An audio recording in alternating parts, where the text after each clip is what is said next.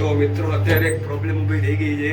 એમાં થયું એવું કે મમ્મી અને બેને કપડાં સુકવાતા હતા તો પપ્પાનો જે ટી શર્ટ હોય એ ત્યાં બાલ્કનીમાંથી પડી નીચે છાપરો પર પડ્યો. હું અત્યારે એ જ જોવા ગયો હતો કે પાછો લઈ શકાય કે નહીં. પણ જોઈએ હવે મગને સીડીનો તો છે ચડવા માટે પણ છાપા પર ચડવા માટે જગ્યા નથી. લેટ્સ સી હવે જોઈએ શું કરી શકાય છે. 5 minutes later. તો મિત્રો અમે અત્યારે નીકળી ગયા છીએ અમારા રૂમ પરથી નાહી ધોઈ ફ્રેશ થઈને. હવે અમે સીધા જઈ રહ્યા છીએ પહેલાં માસીના ઘરે. ઉમાં કને ચાય નાસ્તો કરશું, પછી ઉમાંથી અમે બીજા મમ્મીના ભાઈ છે એટલે અમારા મામાના ઘરે જવા માટે, મમ્મીના માસી છે એમના ઘરે જવા માટે. તો ચાલો મિત્રો પહેલાં ફટાફટ માસીના ઘરે જઈ ને ચા નાસ્તો કરી લઈએ. તો મિત્રો અત્યારે સમય થઈ રહ્યો છે 11:44. ઓલમોસ્ટ 11:15 વાગ્યા છે. અમે નીકળી ગયા છીએ મમ્મીના માસીના ઘરે જવા માટે. મમ્મી 2 વર્ષ પછી માસીના ઘરે જઈએ છીએ, કેવું લાગે છે? બહુ મજા આવે છે, ખૂબ જ આનંદ થાય છે. અચ્છા 21માં ગયા હતા એમ? 2021માં ગયા હતા અને માસીને મળવું કોને ના ગમે, પિયરે જાવું તો બધાને જ ગમતું હોય. ખૂબ જ એક્સાઇટેડ છું મારા માસીને મળવા માટે. 5 વર્ષ પછી એમને જોઈશ.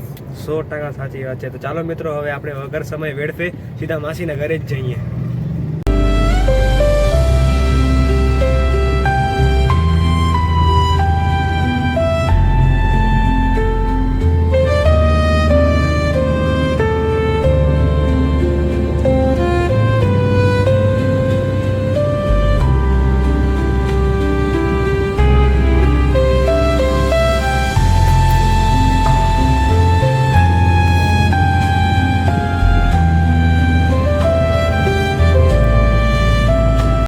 અમે માસીના ઘરે આવી ગયા છીએ.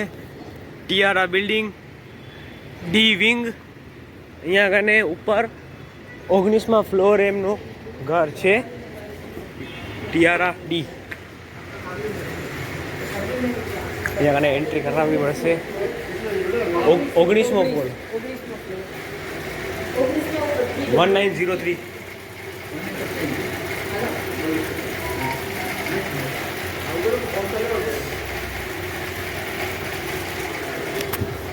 મનીષ મામાના ઘરે અમે જઈ રહ્યા છીએ.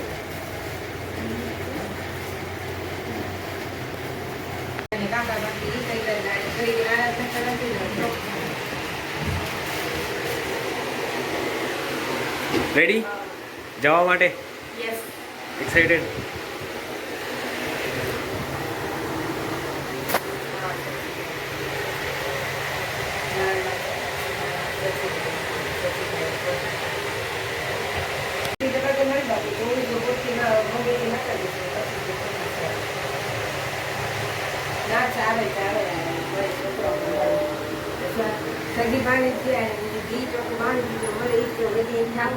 ઠાકરસિંહ માસા કેમ છો?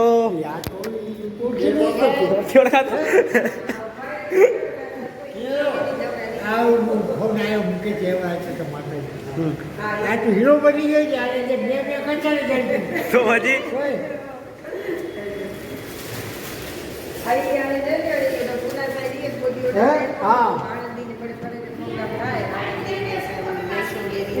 માસી જો ફોન ચાલુ હોય, માસી જો તો ફોન ચાલુ હોય. કેમ છો જયા માસી? ઓહો હી તો દેર જબરદસ્તી જે ચાલે કુવા કે બીજા વસ્તુ કે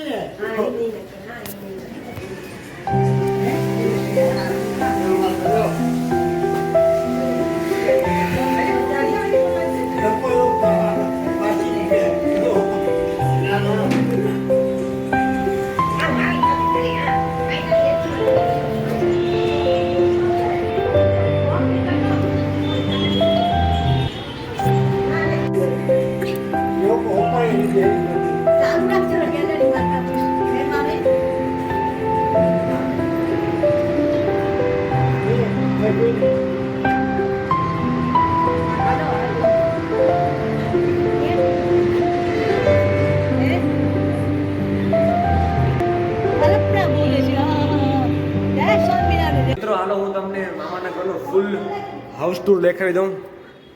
આ મેઇન ગેટ છે અહીંયાથી.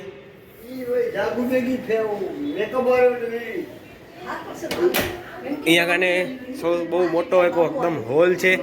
અહીંયા સોફામાં માસા બેઠા છે. જય શ્રી કૃષ્ણ માસા. પપ્પા બેઠા છે. માસી વગર વાત કરે છે. અહીંયા કને ડેકોરેશન કરી રાખ્યું છે. હમણાં જ માસી થોડાક ટાઈમ પહેલા ગણપતિ બેસાડ્યા હતા, એમ જ કોઈ માનતા નથી, એમ જ એમની ઈચ્છા થઈ એટલે એમને ગણપતિ બેસાડ્યા હતા 1.5 દિવસના. અહીંયા એનો ટેબલ ડેકોરેશન છે. અહીંયા કને મંદિર છે સરસ એકદમ. મિત્રો તમે મંદિરનો જે પડદો છે એ પણ તમે જુઓ કેટલો સરસ પડદો છે.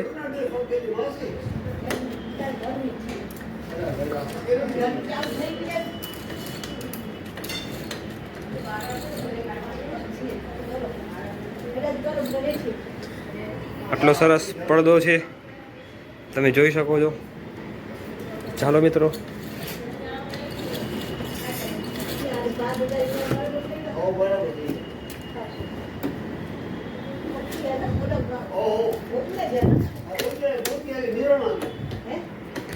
એની લેફ્ટ સાઈડમાં મિત્રો અહીંયા કને છે એક બાલ્કનીમાં છે એક હિંચકો, અને બાલ્કનીમાંથી મિત્રો તમે વ્યૂ જોઈ શકો છો કેટલું સરસ વ્યૂ છે. નીચે પાર્કિંગ છે, અહીંયા મેટ્રોની આ લાઈન છે, સામે બીજી મેટ્રોની લાઈન છે, ત્યાં એક મેટ્રો છે, 2 મેટ્રો જે અત્યારે બંધ છે.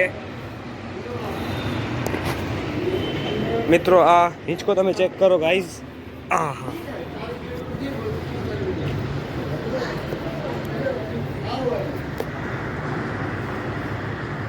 વાહ. તો ચાલો મિત્રો તમને હજી આખો ઘરનો ટૂર દેખાડો. અહીંયાથી એન્ટ્રી કરતા લેફ્ટ સાઈડમાં કિચન છે.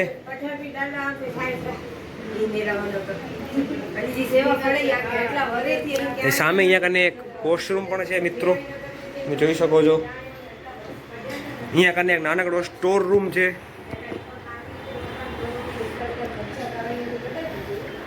અહીંયા મિરર.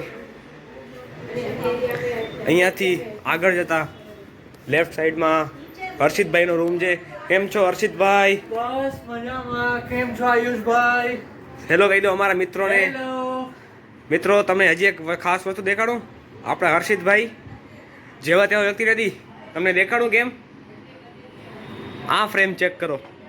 આમાં તમે ઘણાને ઓળખતા હશો એવા બધા સેલિબ્રિટી છે. સૌથી સેન્ટરમાં અહીંયા કને सदी के महानायक श्री अमिताभ बच्चन जी, आप देखते जाओ भाई. सिर्फ एक सितारे जो आपने देखे नहीं होंगे, सुने नहीं होंगे नाम, वो सब इस एक फ्रेम में है. साईराम दवे है, પછી ઓસમાણ મીર, તમે જોઈ લો ખાલી. પછી આપણા આદિત્યભાઈ ગઢવી, કીર્તિદાનભાઈ ગઢવી, સિદ્ધાર્થ રાંદેરિયા, પછી બોલિવૂડ ઢોલ કિંગ અસલમ. કેવું પડે હર્ષિતભાઈ તમારું? બાકી થેન્ક યુ. બધા મોટા મોટા લોકો સાથે તમારું ઉઠવા બેસવાનું છે નહીં? આયુષભાઈની ચેનલને લાઈક કરો, સબસ્ક્રાઇબ કરો. થેન્ક યુ સો મચ હર્ષિતભાઈ, થેન્ક યુ સો મચ. બસ આમાં સપોર્ટ કરતા રહેજો. તો ચાલો મિત્રો, હજી તમને બાકી દેખાડ દઉં આખો ઘર એમનો. અહીંયાથી લેફ્ટ સાઈડમાં છે એક મામા અને મામીનો રૂમ. અહીંયા કાને એક વોશરૂમ છે, તમે જોઈ શકો છો. અહીંયા કને સરસ એકદમ મિરર છે અને આખો વોર્ડરોબ છે. અહીંયા કને એક વર્કિંગ ટેબલ છે, ટીવી છે, સિલાઈ મશીન છે, ને આ રહી બાલ્કની ગેલેરી. આ વ્યૂ તમે ચેક કરો મિત્રો. આપણે અત્યારે મિત્રો 19મા ફ્લોરે છીએ. તમને કેમેરામાં ભલે નહીં લાગતું હોય, પણ આ બહુ જ હાઈટ ઉપર છીએ અને બહુ આમ કહી જ ન શકાય એવો અદ્ભુત નજારો છે. સામે આ મેટ્રો છે, બંધ પડી છે હાલાકી. ત્યાં મેટ્રો સ્ટેશન છે ને મુંબઈની ટ્રાફિક તમે જોઈ શકો છો, મુંબઈની ચહલ પહલ.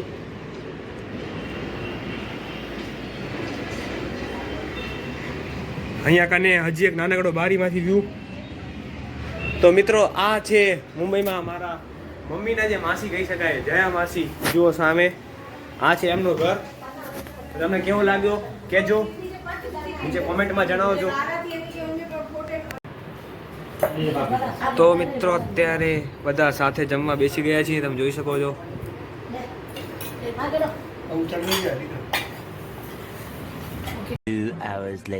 તો મિત્રો સાંજના 5:30 વાગી ગયા છે અને અમે અત્યારે નીકળી ગયા છીએ મામાના ઘરેથી વળી પાછા માસીના ઘરે પરત ફરવા માટે. મમ્મી, માસીને મળી મજા આવી કે નહીં? ખૂબ જ મજા આવી. માસી, ભાઈ, ભાભી, ભત્રીજા બધાને મળીને ખૂબ જ આનંદ થયો, એક્સાઇટેડ. માસા અને બધા પ્લસ આજે એમની એનિવર્સરી હતી એટલે ખૂબ ખૂબ ખૂબ મજા આવી, એન્જોય કર્યો આજે માસા માસીની એનિવર્સરી. એમનો ઘર જે નવો ફ્લેટ જે હતો અમેઝિંગ, બહુ જ સરસ છે, બહુ મસ્ત બન્યો છે. એમના ઘરે બીજા ગેસ્ટ પણ હતા તો ખૂબ એન્જોય કર્યો અને ખૂબ જ મજા આવી. અને વડોદરાથી તારા કાકી આવ્યા હતા, એમને મળીને તારો કેવો અનુભવ રહ્યો? હા, બહુ જ સરસ રહ્યો, કારણ કે એમને પણ ઘણા વર્ષોથી મળી નથી ને આજે મળી તો એમને બી આનંદ થયો ને મને પણ બહુ બહુ ખૂબ જ આનંદ થયો કે આટલા વર્ષો પછી મારા પિયરવાળાને હું મળી શકી. પપ્પા એઝ અ જમાઈ તમારો કેવો અનુભવ રહ્યો? The best. બેના તારો? બહુ જ મસ્ત મજા આવી ગઈ. મજા આવી ને તો બસ. અને તમારો જમાઈના સ્વાગતમાં કોઈ કમી સાહેબ? નહીં, કોઈ જાતની કમી નહીં.